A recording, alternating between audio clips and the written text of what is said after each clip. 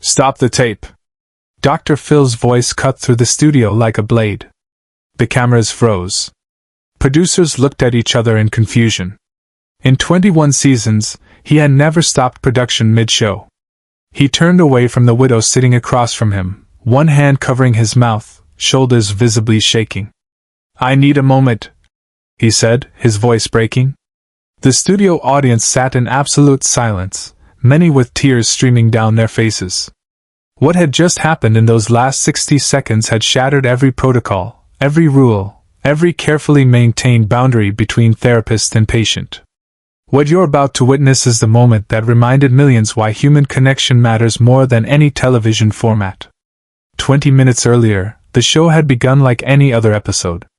Margaret Collins, 73 years old, had walked onto the Dr. Phil stage wearing a simple floral dress and carrying a worn leather purse. Her hands trembled slightly as she sat down in the guest chair. Dr. Phil greeted her with his characteristic warmth, but even before the cameras started rolling, something in her eyes told him this was different. "Margaret, thank you for being here," Dr. Phil began, settling into his chair. "You wrote to us about something that's been weighing on you for 3 years now." Margaret nodded, clutching her purse tighter. "My husband Robert passed away 3 years ago. Pancreatic cancer. 6 weeks from diagnosis to the end." The audience murmured sympathetically. Dr. Phil leaned forward slightly, his body language open and attentive. "That's an incredibly short time to process everything," he said gently. "Tell me about Robert." But what Margaret was about to reveal would change everything in that studio. "We were married for 47 years, Margaret said, her voice steadier than her hands. "High school sweethearts. He was my best friend, my partner, my everything. When he got sick, it happened so fast. One day we're planning our anniversary trip. The next day we're in an oncologist's office being told he has stage 4 cancer." Dr. Phil nodded, his expression serious but composed. "How did you handle those 6 weeks?" "I tried to be strong for him," Margaret said, tears beginning to form in her eyes. "I held his hand through every treatment, every doctor's appointment. I told him we'd beat it, even when I knew we wouldn't. I lied to him, Dr. Phil. I lied to my husband of 47 years because I couldn't face the truth." "You weren't lying," Dr. Phil said firmly. "You were loving him. There's a difference." Margaret pulled a tissue from her purse, dabbing at her eyes. "The night before he passed, he was in and out of consciousness. The hospice nurse said it would be hours, maybe less. I sat by his bed all night, holding his hand, telling him about all our memories together. Subscribe and leave a comment, because the most powerful part of this story is still ahead." The studio was completely silent now. Even the camera operators had stopped adjusting their equipment, transfixed by Margaret's story. Around 3 in the morning, he opened his eyes. Margaret continued, her voice breaking. "He looked right at me, and for just a moment, he was completely lucid. He said, 'Margaret, I wrote you something. It's in my desk drawer. Promise me you won't read it until you're ready.'" Dr. Phil's expression shifted slightly. "Did he say anything else?" "He said, 'I love you more than all the stars in the sky.'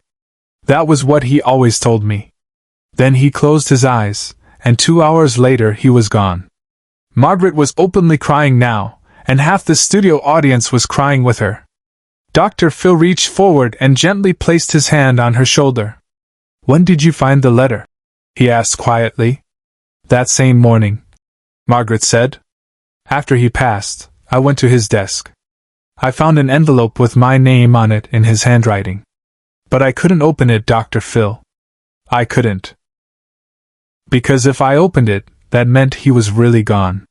That meant his last words to me were in that envelope, and I'd never hear his voice again. What nobody in that studio knew was that Margaret had that letter with her right now." Dr. Phil sat back in his chair, processing what she just told him. "Margaret, it's been 3 years. Have you opened the letter?" She shook her head, reaching into her purse and pulling out a cream-colored envelope, slightly worn at the edges from being carried everywhere. "I brought it with me. I thought maybe with you here, with all these people here, I could finally do it." I can't keep living in this limbo. I need to know what he wanted to tell me.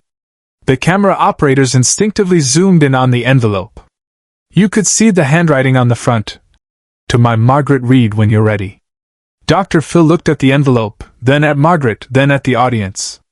Margaret, are you sure you want to do this here? We can stop the cameras. We can go backstage. This doesn't have to be public. No, Margaret said firmly. I need this. I need the support. I've been alone with this for too long.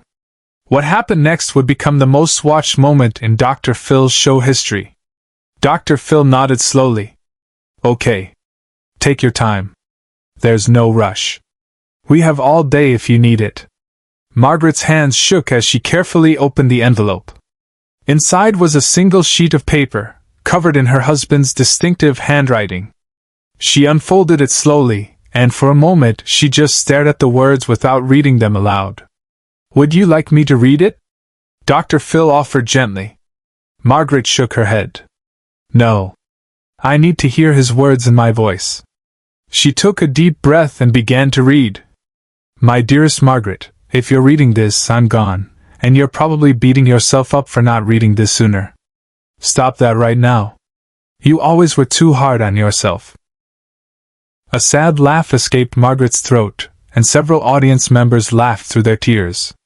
I'm writing this while you're asleep in the chair next to my bed. Margaret continued reading, her voice shaking. You've been sleeping in that chair for 3 weeks now, even though I keep telling you to go home and sleep in a real bed. But that's who you are. That's why I fell in love with you 50 years ago, and it's why I love you even more now. Dr. Phil's expression had changed. His jaw was tight, and he was blinking more frequently than normal. But what came next in the letter would break everyone in that room. Margaret's voice cracked as she continued. I need you to know something, sweetheart. You think you lied to me these past 6 weeks. You think you failed me by giving me false hope. But you didn't. You gave me exactly what I needed. Every time you told me we'd beat this, every time you smiled even though I could see the fear in your eyes, every time you held my hand and said we're in this together, you gave me the strength to face each day. Margaret stopped reading, overcome with sobs. Dr. Phil stood up from his chair and moved closer to her, kneeling beside her chair. Take your time, he said softly. There's no rush. After a moment, Margaret composed herself enough to continue. I knew, Margaret. I knew from the first diagnosis that I wasn't going to make it. The doctors told me privately what the real prognosis was. But watching you fight for me, watching you believe for both of us, that was the greatest gift you could have given me. You didn't lie to me. You loved me so much that you made my last weeks bearable. The studio was filled with the sound of crying. Audience members were holding each other. Even the production crew behind the cameras had tears streaming down their faces.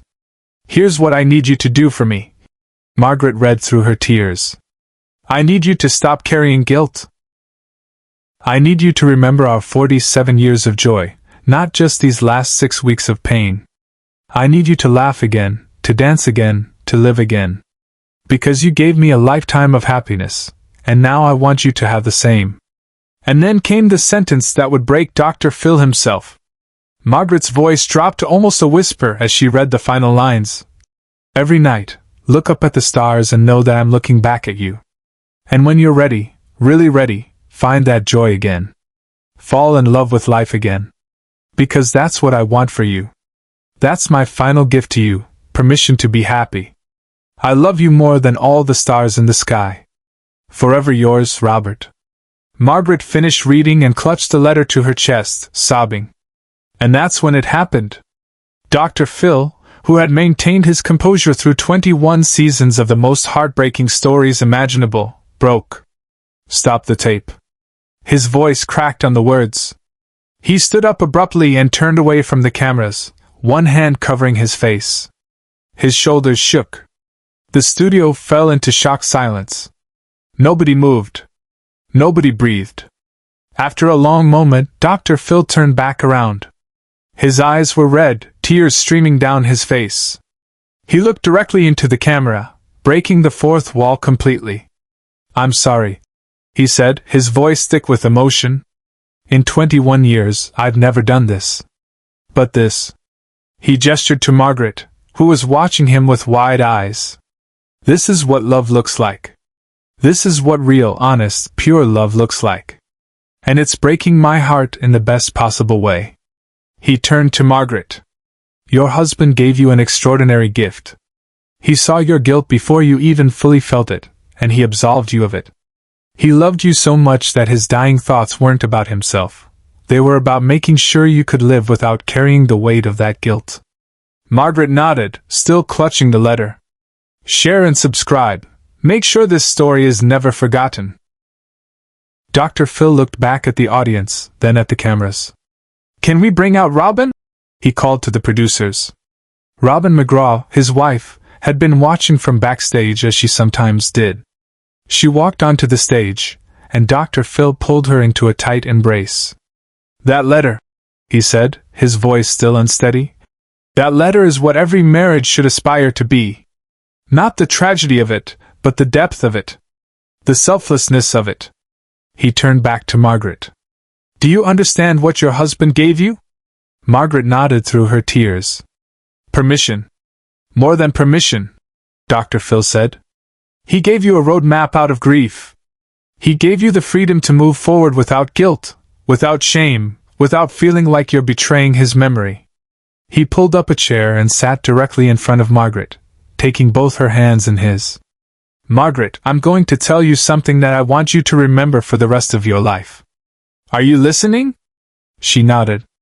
The guilt you've been carrying for 3 years, the guilt about lying to him, about giving him false hope, Robert just told you from beyond the grave that it wasn't a lie. It was love. And he saw it exactly as it was. You gave him peace in his final weeks because you loved him enough to carry the burden of hope for both of you. What Dr. Phil said next would echo in Margaret's heart for years to come. I want you to do something for me. Dr. Phil continued. Tonight I want you to look up at the stars. And I want you to say out loud, I forgive myself. Can you do that? Margaret hesitated, then nodded. Say it now, Dr. Phil urged gently. Right now. In front of all these people who love you and are supporting you. Say, I forgive myself. Margaret's voice was barely a whisper. I forgive myself. Louder, Dr. Phil said. Like you mean it. Because your husband is listening, and he needs to hear that you heard him. I forgive myself. Margaret said, louder now, her voice breaking but stronger. The audience erupted in applause. People were standing, crying, clapping. Dr. Phil pulled Margaret to her feet and into a hug. She sobbed against his shoulder while he held her, and the cameras captured every moment of this raw, unscripted, completely genuine human moment. After a long minute, Dr. Phil gently pulled back and looked at Margaret. I'm going to do something else I've never done on this show. I'm going to give you my personal number. Not the show's number, my number. And if you ever need to talk, if the guilt tries to come back, if you're having a hard day, you call me. Day or night. You understand? Margaret nodded, overwhelmed. I mean it, Dr. Phil said firmly. You're not alone in this anymore. The impact of this moment would extend far beyond that studio. When the episode aired, it became the highest rated in Dr. Phil history. Over 12 million people watched it live. Within 24 hours, the clip had been viewed over 50 million times. Grief counselors reported a surge in people seeking help. Support groups for widows and widowers formed to discuss the episode. Margaret became an advocate for grief counseling, speaking at support groups and sharing Robert's letter. If my story helps one person let go of their guilt, sharing it was worth every tear. The episode's legacy continues to touch lives years later. Grief counselors now use Robert's letter as a teaching tool.